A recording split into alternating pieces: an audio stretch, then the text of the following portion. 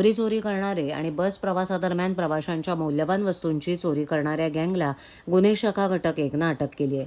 53,34,100 रुपये किमतीचे 32 तोळे सोन्याचे दागिने, 5 मोटारसायकली, 1 अग्निशस्त्र, 1 जिवंत काडतूस, 1 धारदार चाकू हस्तगत करत 2 पुरुष आणि 2 महिला आरोपींना गुन्हे शाखा युनिट 1नं अटक केली आहे.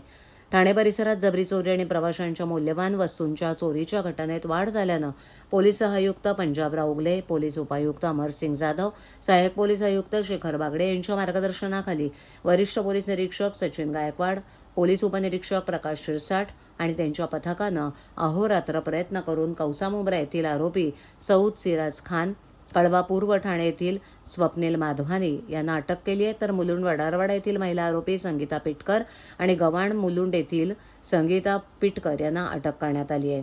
यांच्याकडून 52,34,100 रुपये किमतीचे 32 तोळे सोन्याचे दागिने, 5 मोटारसायकल, 5 अग्निशस्त्र, 1 जिवंत काडतूस, 1 धारदार चाकू हस्तगत करण्यात आला असून त्यांच्याकडून ठाणे, नवी मुंबई, पुणे पोलीस आयुक्तालयात केलेले 24 गुन्हे उघडकीस आलेत. या आरोपीमध्ये सौद खान याच्या विरुद्ध MPDA अंतर्गत कारवाई करण्यात आली होती, परंतु आरोपी येत नसल्यानं त्याच्या विरुद्ध न्यायालयानं प्रोक्लेमेशन ऑर्डर काढली होती. आरोपींनी ठाणे आयुक्तालयाबरोबर नवी मुंबई आणि इतर ठिकाणी सुद्धा काही गुन्हे केल्याचे निष्पन्न झालेले आहे. त्या गुन्ह्याचा तपास गुन्हे शाखा घटक 1ची टीम करत आहे. महिला पण याच्यामध्ये इन्व्हॉल्व आहे. कशी याची मोड होती? महिला 2 आरोपी आहेत. या बस स्टँड परिसर असेल किंवा इतर मार्केटच्या परिसरामध्ये बॅगमधील सोन्या चांदीचे दागिने असतील, मोबाईल असेल किंवा इतर मौल्यवान वस्तूंची चोरी करायची. तर कशा प्रकारे हे टार्गेट सेट करायचे आणि कशी म्हणजे टार्गेट असायचा आणि कशी मोडस होते? हे जे सईद खान आणि स्वप्नील माधवानी आहेत हे जबरी चोरी करत होते, चेन स्नॅचिंग आणि मोबाईल स्नॅचिंग. त्याचबरोबर संगीता पिटकर आणि सुरेखा गायकवाड या गर्दीच्या ठिकाणी गर्दीचा फायदा घेऊन त्यामध्ये चोरी करत होते. स्वतंत्र आहेत. दोन्ही वेगवेगळे आरोपींचे गट आहेत. अजून आरोपी निष्पन्न होण्याची शक्यता आहे. त्याचबरोबर अजून देखील काही गुन्हे उघडकीस येण्याची शक्यता आहे.